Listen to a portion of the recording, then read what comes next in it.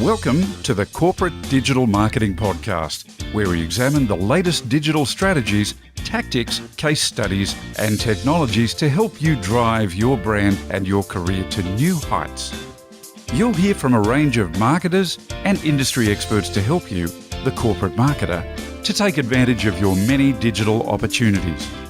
Here's your host, digital marketing expert, published author, and regular media presenter, Peter Applebaum. Hello and welcome to episode 10. Yes, believe it or not, we're in double digits. How about that? Episode 10 of the Corporate Digital Marketing Podcast. I'm your host, Peter Applebaum. And today we have a senior executive from a very different industry to any other type of industry that we've spoken to today, and that's publishing. Publishing, as you know, has gone through a massive upheaval over the last 10 years or so, 10 to 15 years, probably up there with the music industry as to how digital has impacted on it dramatically.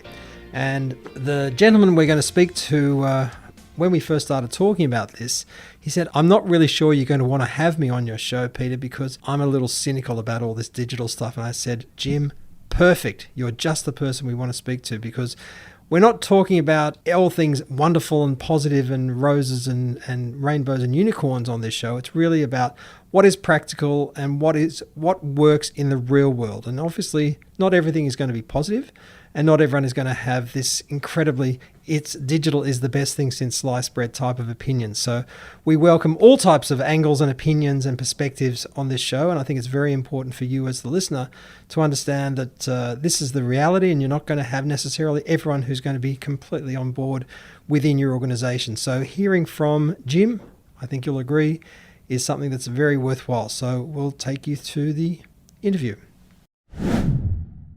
Another episode of the Corporate Digital Marketing Podcast. Welcome, and yet again we have a fascinating guest who, when we first started talking, said, Peter, why the hell do you want to speak to me? And I think that's exactly the reason why we want to speak to Jim.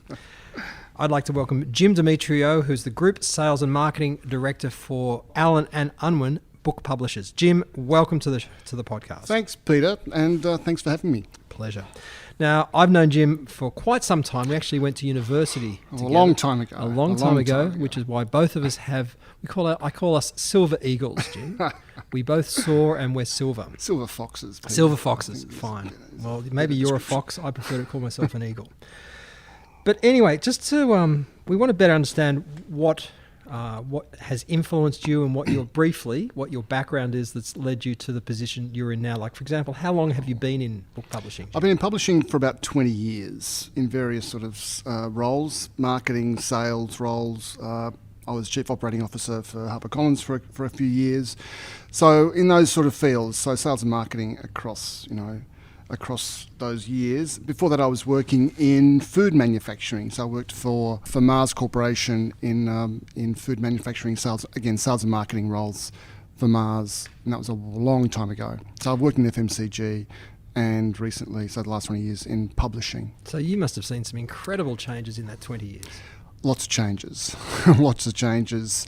You know, the whole fragmentation of the media landscape is probably the most dramatic change that's happened. You know, the old day, it used to be a lot easier in the old days, as I say, when all you worried about was above the line marketing, below the line marketing, and that was about it. And you could then, you could spend your media dollars either above or below the line, and you sort of knew what you would expect from those spends, and then you could sort of monitor that sort of spend in a certain way, and you could set certain goals, and you could judge yourself against those goals.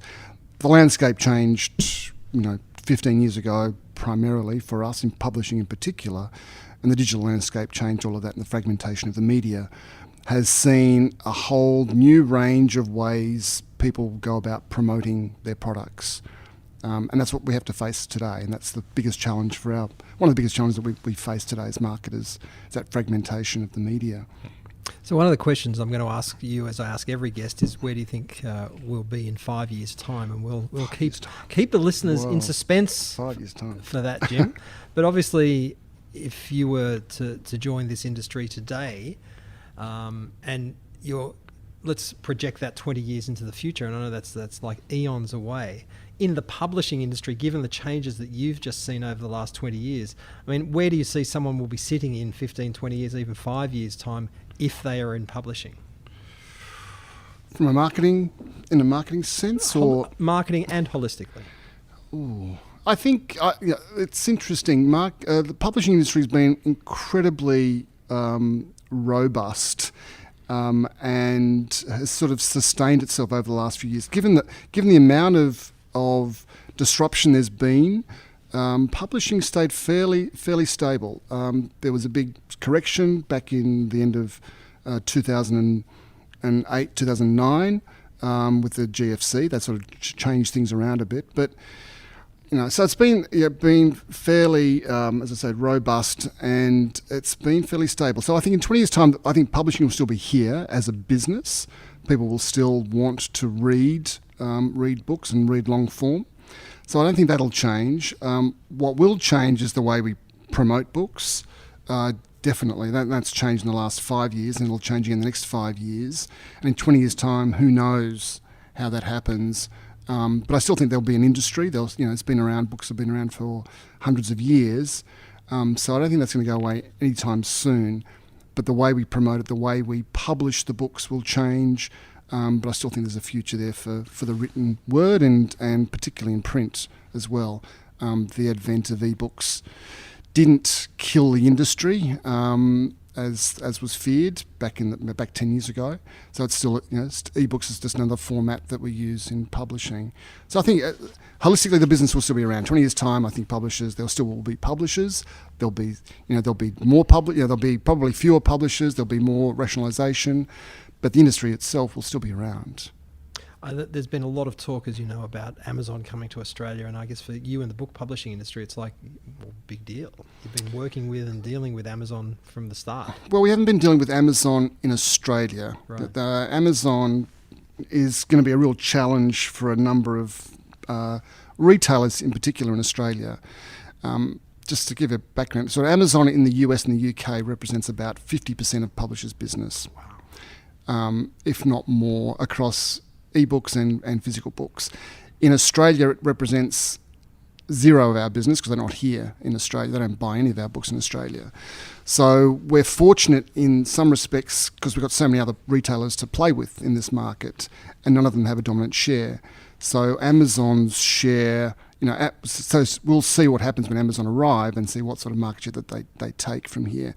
So that'll be an interesting thing where my view is that they will take some share, but they won't be as dominant as they are as the US and the UK, mainly because people have been established here for a long time. There are a number of online players here already who have a good market share. They will lose some of their market share to Amazon, but I can't see Amazon taking on 50% of the market as they do in the US and UK. They will take some market share, and they will damage some of the retailers. They'll hurt some of the retailers, some of the bricks and mortar retailers, and I think we're going to see a decline in the number of bricks and mortar stores that we've got in Australia, as is seen in the US. I don't think it'll Which has already happened. It's already happened. I don't think it'll be as severe as it was in the US and the UK. Right. Maybe I'm just being, wearing rose-coloured glasses, but I don't think it'll be. That's not like you, Jim. No, it's not like me, Mr. Pessimist. No, it's not like me. It's interesting you say that Amazon, what are they doing right? And we're talking strictly in the book publishing field here. What are they doing right that they have since they were established, I think, 1995 or thereabouts? Yeah, 95, yeah. What have they done right that they've managed to grab 50% of this massive market? What they've done right is they've taken the consumer as the centerpiece. Everything is about the consumer and their customer, and to deliver value and service to that consumer. They've always had that at their center of their business is the consumer. And they've been able to just create this wonderful circuitous loop of providing service, quality, and price to that consumer. And it's been able to generate this great loop of getting customers back again and again.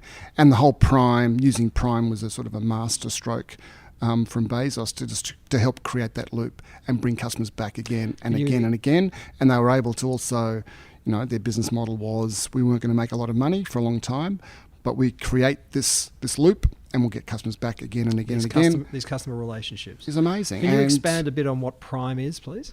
So Prime in the US is a service. People subscribe to the service. It's $99 a year in the US, and it guarantees customers 2-day delivery, free delivery of anything that they buy from Amazon.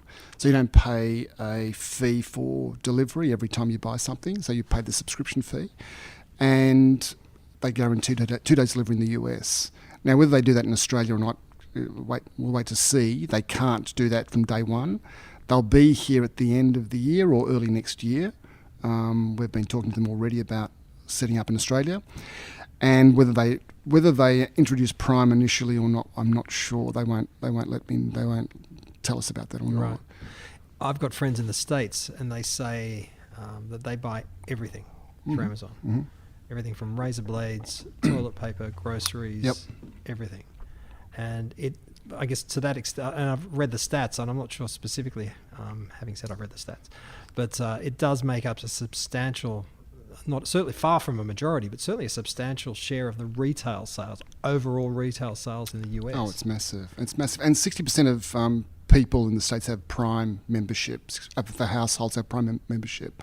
That's a massive. There's more people have Prime membership in the US than have a landline at home. Wow. That's how big it is. And they took the concept from Costco, who have that membership concept, to bring people back again and again. Yeah.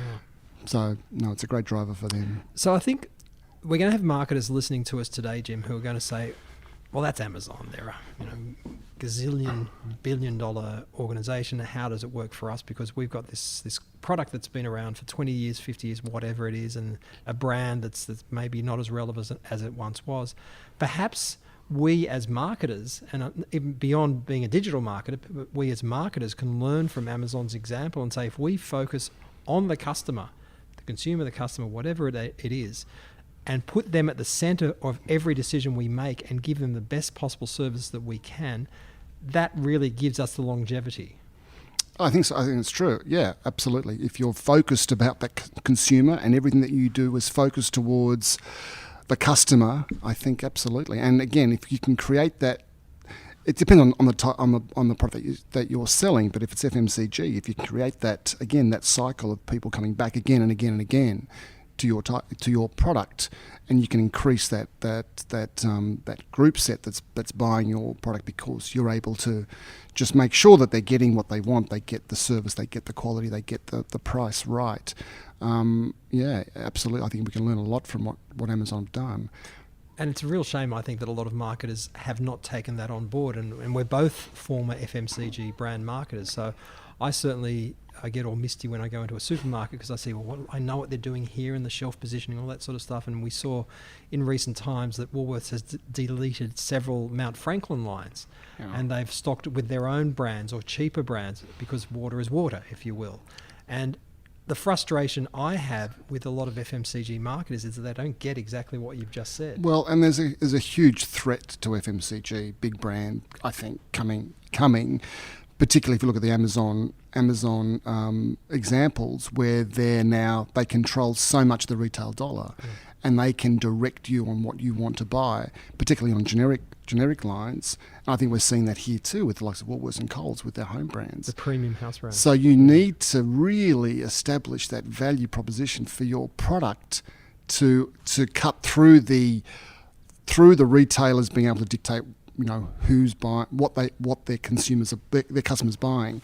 So if you can create that value, then you can, in some respects, move around where the retailer's directing their customers to buy things.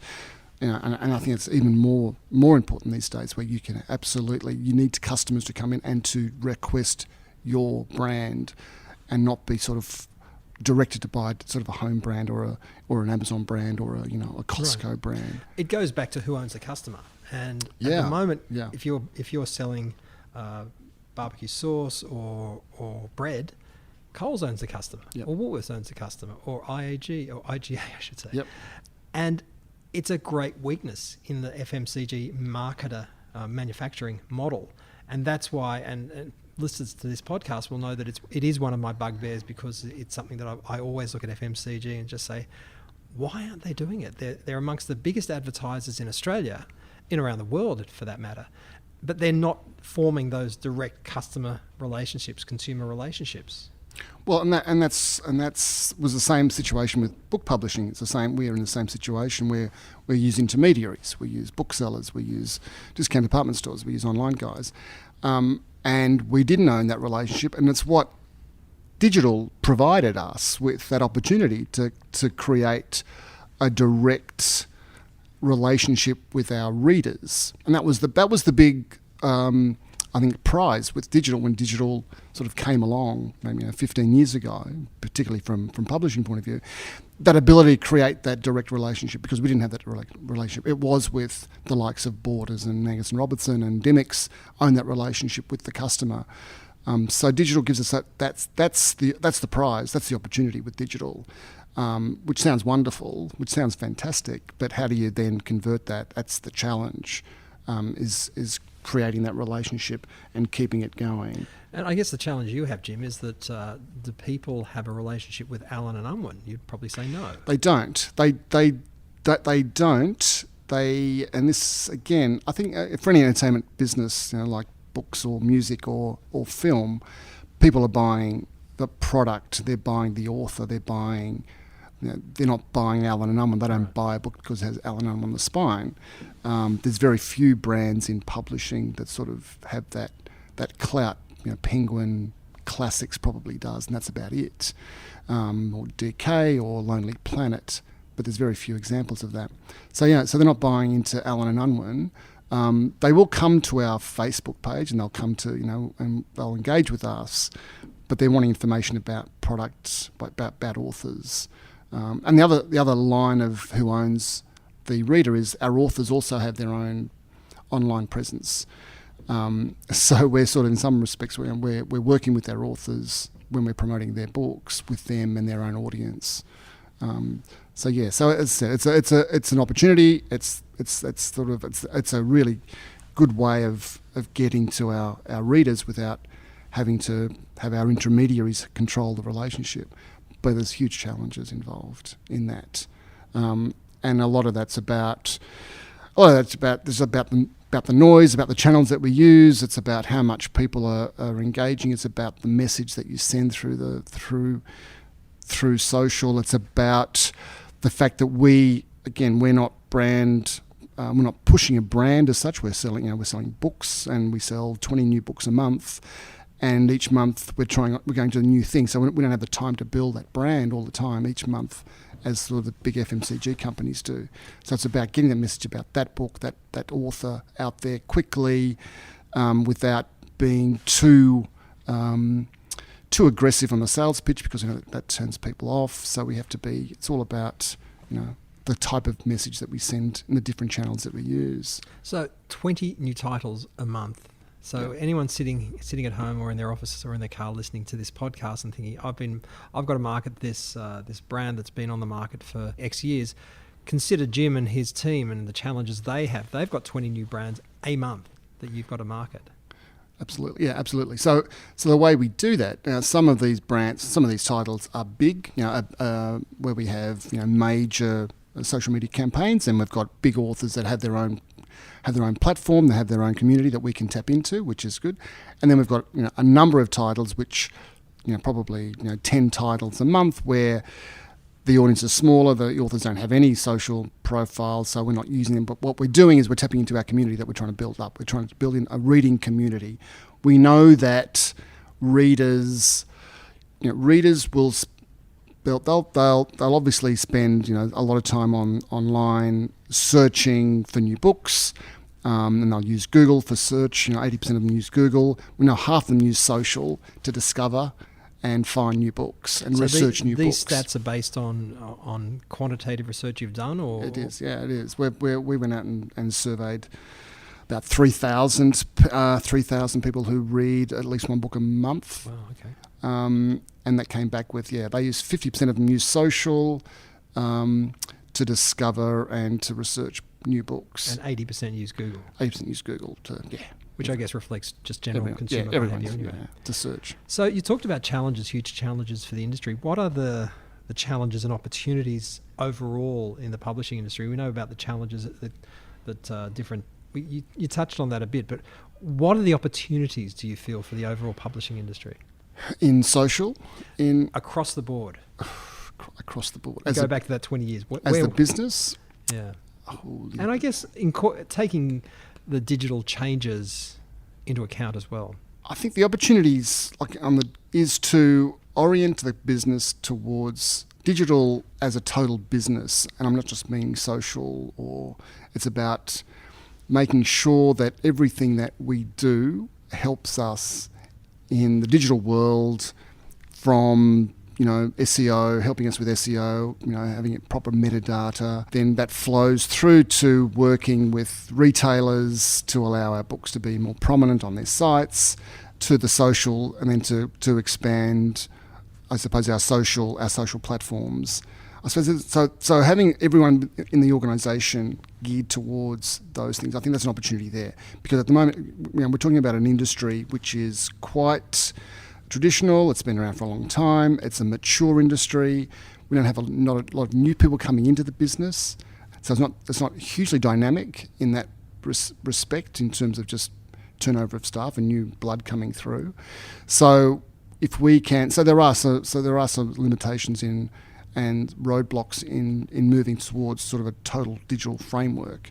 So those companies that do have that, well, I think there's an opportunity there for companies who do a total digital framework, and again have the consumer at the centre, and have everything orientated towards that consumer through digital platforms and digital content. I think there's an opportunity there for that. That's sort of for a start, and that also then moves into what sort of publishing that you will create. In the last 5 years in particular, we've seen a lot of publishing orientated towards publishing people who have huge media and social media profiles. And that's an opportunity that publishers have really hooked into.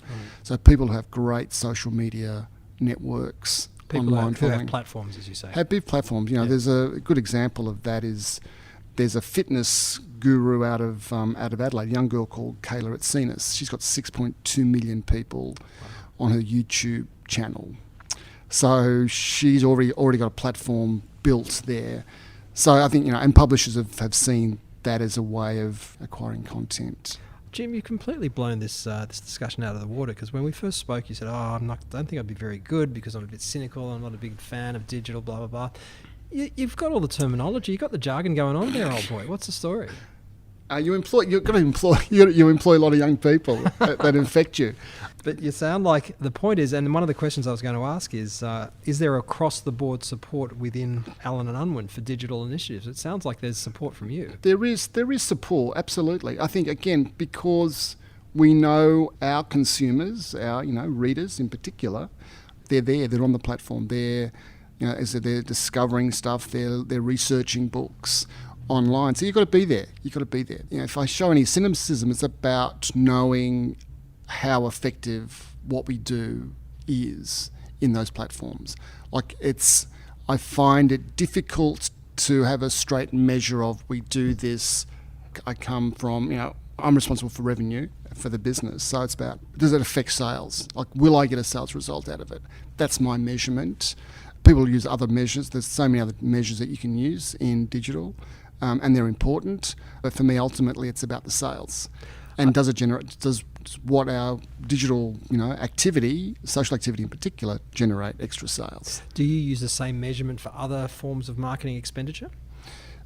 I use my measurement is sales. If we do an outdoor advertising campaign, I will want to measure that, and I'll compare it with a previous campaign that we've done in a similar sort of way, and measure the sales result there. Is it effective? Can we point to a cause and effect relationship? No, it's always been. Marketers have always 50% of my budget's wasted. Yeah. Absolutely. We can always point to the fact that we don't know how effective our marketing campaigns are, and because we don't sell directly, we use intermediaries like the FMCG guys. We don't close the loop in our promotional campaigns. We don't sell directly to consumers, so I can't say I've done that social media campaign, or I've done that posting, I've done that that ad, and I've directed people to buy my book on my site, and then I can measure it. We don't do that. We sell a little bit off our website, but it's not our primary way of sales. So what percentage of your marketing budget would be dedicated to digital, both from content marketing, staff, paid? I'd say overall now it's about 30%. 30% of our promotional. That's a lot of money for when the boss is not particularly sold on the fact that they're selling. You're not selling X. You're not spending X to get X plus Y. No, it's a big part of our budget. White knuckle stuff, I'd say, Jim. I don't know about that, but it's again we need to be there.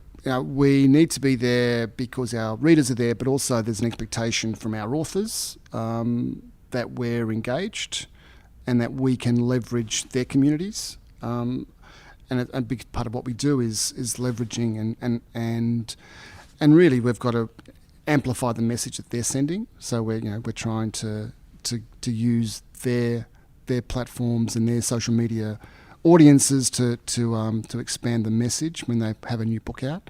So we've got to be there. So we can't ignore it.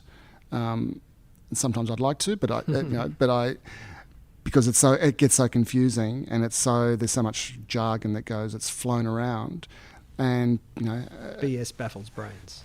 Yeah. There's just the language is just it's great. It's invented by marketers and digital strategy companies to make sure that people to cut, I suppose, to educate people about what's going on. Damn those digital strategy companies. Man, can you believe it? Yeah, get rid of them. Come the revolution. Anyway, so I just want to chunk down a little bit when it comes to your partners. You're going through an intermediary model. They too have their own digital platforms, channels. Absolutely. So in a way, you're kind of diluting your ability to sheet home to the fact that I sent out an email to our audience, or the fact that Booktopia sent out an email or put a post on or did an author interview, those types of things with a video and a whole range of different knock-on effects. So I'm really trying from a prescriptive point of view to understand, speaking to a senior sales and marketing person who is responsible for revenue for an established organization. How can we delineate, or how can we say that digital, you're not sure about the results that digital delivers, and B, obviously you've said your readers, your authors expect this, and that's fine. But why would I, as a marketing director listening to this podcast, say, well, he's spending 30% of his marketing budget and he still doesn't know whether he's going to get anything? But working in with your intermediaries and yourselves and your authors, can't you at least get some type of sense that you are getting a return from digital? On certain books we can. On certain books we get a sense, and I can measure it. So, but overall, it's really difficult to do that. Like, it would be easy for me to say, yeah, absolutely, we get a sense for it, and we know what we get out of it. But I just don't have that confidence that we do that. But we do. But again, as I said, we need to be there. Now there is a level of engagement that we get from our readers that is measurable in certain respects, but it's not measurable by sales. Like I come back to, does it sell any more books? And I don't get that sense every time we do a social media campaign that's happening for whatever reason. You've got a marketing director listening to this podcast, listening to you and saying, I was thinking of getting into digital with my team, because they keep saying we've got to do it. And listening to this guy at Allen and Unwin, and he's spending 30% of his bucks and he's not sure he's getting a return. Why would I bother? What would you say to him or her? I would say to them that you need to be there. One, you need to be involved. Secondly, you need to make sure that you have to be really clear what your objectives are. What are you trying to achieve by it? Have really clear goals on what you want to achieve. Now, that may not just be about sales. There might be different metrics that you want to use, or whatever language you want to use. So I think, that's clear, and you need to really good measurement tools. You need to have really good dashboards to work out, okay, this is what I'm trying to achieve. I'll be able to measure it, and then you can, over time, work out, I've done this is the result that I've had based on on what I'm trying to achieve, And so that's why dashboards are really important. And then you can change your approach accordingly to affect what you're trying to achieve. I would say that's what you do. That's how you go about it.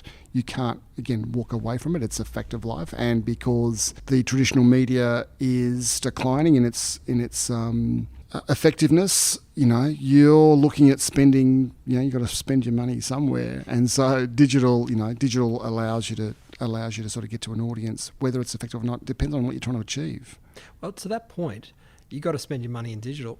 And I think this is another subject that those organisations and executives who have made that decision and made that leap and said, okay, we get it, we need to be investing in digital. The next question is where, how, and how much. All right, okay, and that's where I found that it's really hard to navigate all of that, because and that's why you need to bring people in the organisation. A digital strategy company, Jim.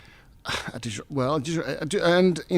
I would get a call once a week from a digital strategy company wanting to do our business, and which is fine. There's lots of them out there. A good one is corporate digital marketing with Tick Yes. With Peter. He said that, not me. Ladies and gentlemen. So I think So where that happens, and the landscape changes. The thing about digital, which is different, the landscape changes all the time.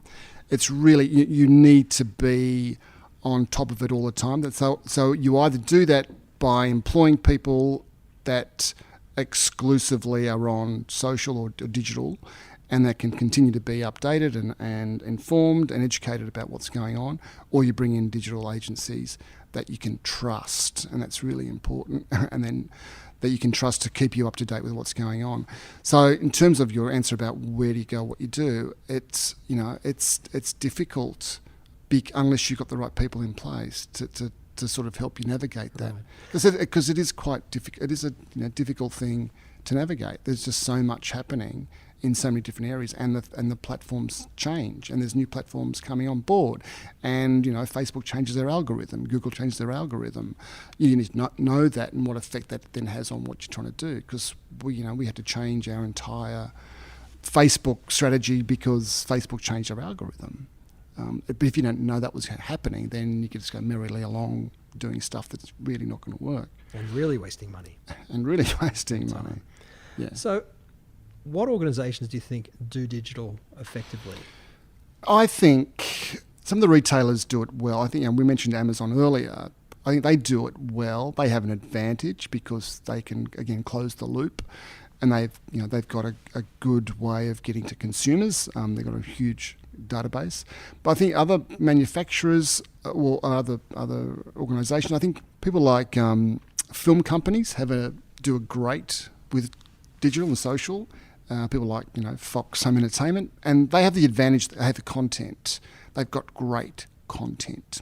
They've got film, blockbuster movies, and videos. Such a really getting more and more important online, I think, for social. So they have an advantage, and they do it really well. And people want to know what the next blockbuster is. They want to know what the next big movie is. So that they have that advantage there. I think talking about social, my local pizza shop has, they have really got into it in a great way. They've got this little community. They work it really well. It's only small, but Jesus, they're active and they're always busy, and they've got good product, but they've got really good engagement with their little community. So I think from a small little level, they can work really well. And do you think they have made more money from the Demetriou household as a result? Absolutely. I get my, it's your birthday, Jim, email from them once a year. But they engage really well. They've done it. They've got a nice tone. They've got good language. I think it's at the right level. But that's a small level. I think in terms of publishing, I don't think there's anyone in Australia doing it that well. We do it as good as anyone else. Publishing is tough. I don't think anyone worldwide in publishing is doing a great job. There's a couple of specialist companies, one called Open Road in the US, which is their business is totally digital, totally from day one.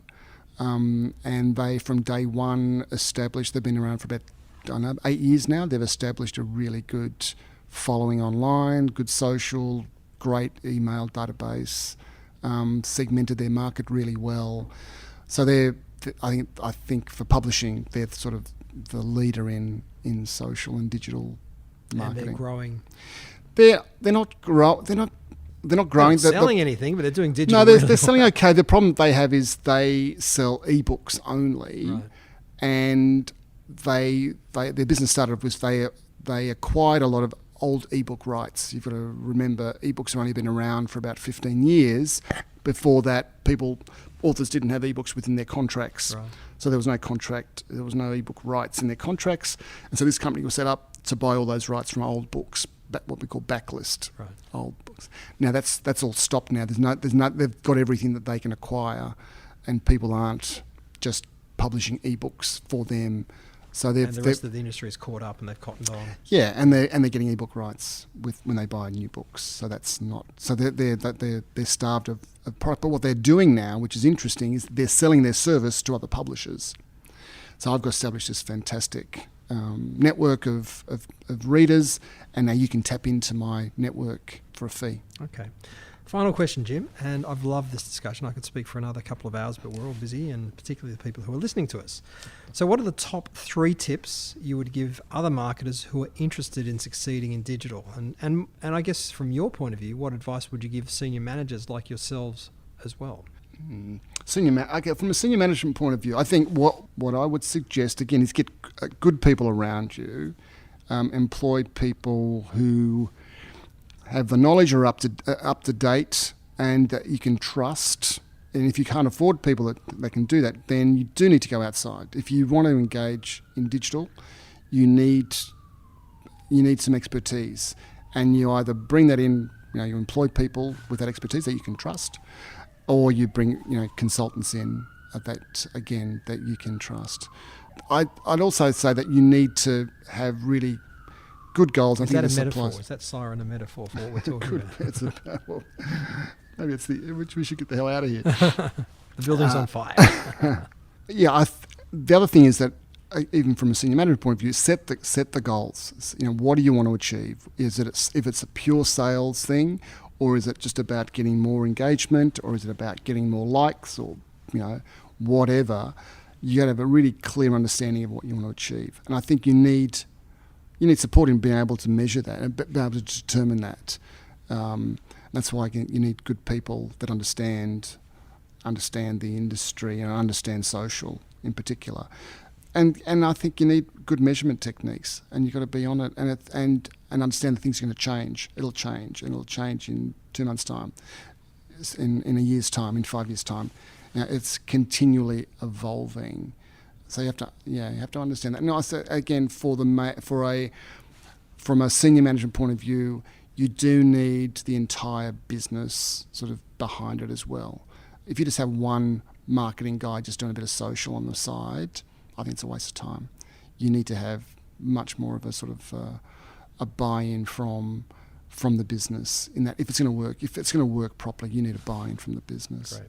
Well, that's been fantastic, Jim. Thank you so much. It's we're up to over 37 minutes of our discussion now, and as I say, I think we could be speaking for another few hours. So thank you again so much for your time. It's been my pleasure, Peter. Publishing really is, it's almost like the canary in the coal mine for a lot of other industries and organisations to work out what's happening with digital. I guess digital's probably up there with music publishing, the music industry. I think so. When it comes to digital disruption. Yeah, we have similar challenges as music. Absolutely. Okay. Well, Jim Demetriou, thank you very much for your time. Thank you. So there you have it, a very interesting perspective on digital marketing from an organisation that in a way has been dragged kicking and screaming to the table by virtue of the fact that not just the market is telling it to do that, but it's the suppliers, the authors, if you will, are saying that they have to have their own relationships as well. But there you are sitting in your brand marketing box. Do you, like Jim and his team, have to launch 20 new brands, and books are brands, 20 new brands every month? Imagine that, 200 plus new brands a year. That's a bit of a challenge. And that's why digital, I think, is such a great platform and opportunity. And that's why I think working with smart, integrated digital marketing strategies is a great way to achieve your objectives, not just putting out a Facebook post or putting up some photos on Instagram. It's like, how can we integrate this with our supply partners, both our authors and also the book retailers? But also, how can we create a brand recognition? For example, in Jim's case with Alan and Unwin, and we as the readers are not necessarily going to have much name or brand recognition, nor are we going to care who the publisher is, but we certainly will care about who the authors they are publishing, who they are. Anyway, that's it for another episode of the Corporate Digital Marketing Podcast. Thank you so much for listening and joining in.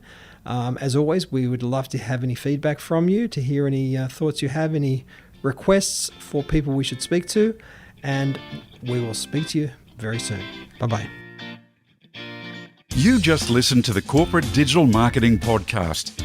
If you have any suggestions about what you'd like us to talk about in future podcasts, email us at info@tickyes.com. For the transcript, links from this episode and other information, go to www.tickyes.com and click on the